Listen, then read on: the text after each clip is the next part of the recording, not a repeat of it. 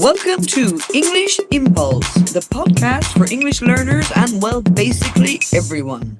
And welcome to our Business Impulse section, where we are looking to improve your business English skills. We'll walk you through real-life situations and show you how to handle them with confidence.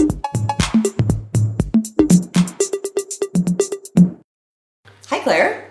Hi, Annie. Hi, everyone. And welcome back to Business English Impulse. Today we're diving into a topic that sounds very simple, but is actually quite a high-level skill. And that is describing what you do and finding your why at work. That's right, Annie. Being able to explain your role clearly isn't just for interviews. No. It's for every time you meet a new colleague. That's right. Or discuss your progress with a manager. It's about more than just a title. It's about articulating your impact and value. That's exactly right. Whether you're networking internally or looking for external growth, how you frame your daily work sets the tone for your entire professional reputation. So today we're looking at the specific language you need to sound professional and how to connect your daily tasks to your overall career trajectory. Yeah, let's start with the nuts and bolts of the conversation.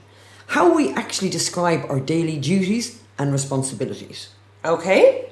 When we talk about our job, we often fall back on, I work in or I am a. Right. And there's a much richer toolkit available. Exactly. Looking at some of the most effective ways to describe responsibility, we see phrases like, my main responsibilities are, I deal with.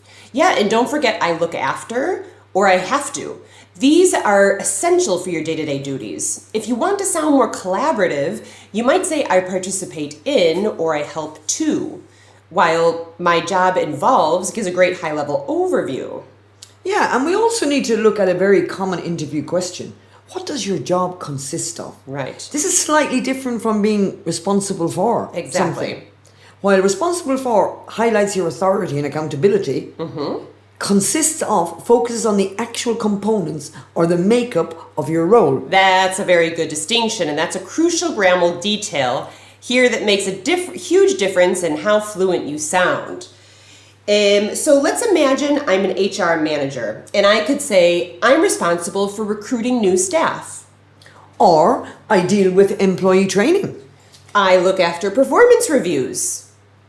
Or my role involves supporting department managers. Yeah, you see how much more informative this is than simply saying, I work in HR. Okay, so a quick quiz here. Which sounds right? I'm responsible for recruit new staff, or I'm responsible for recruiting new staff. Well, hopefully you chose the second one. Right. After responsible for and involved, we use the ing form. Like Yes. I'm responsible for doing something. That's right. My job involves sending a lot of emails. That's right, and it sounds much better. It's an important distinction there. So now that we've looked at how to describe your job, we're going to turn to how to talk about job satisfaction, because that's also an important part of networking. Yeah. To stay happy in a role, you have to know what you thrive on. Now, thrive means to prosper. Again, thrive, like involve, like to be responsible for, takes the ing form.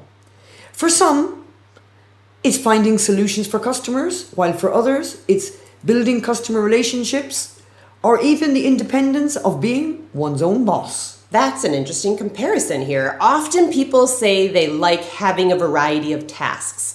And while that's good for showing you're a generalist who doesn't get bored, which is fine, a phrase like finding solutions for customers is much more strategic.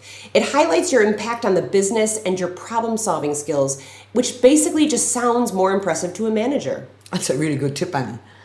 We also have to consider the practical side, like balancing work life with family life. Right. And seeing the success of my company. Let's look at some specific language listeners can use to express these motivators. Okay. I absolutely thrive on doing something.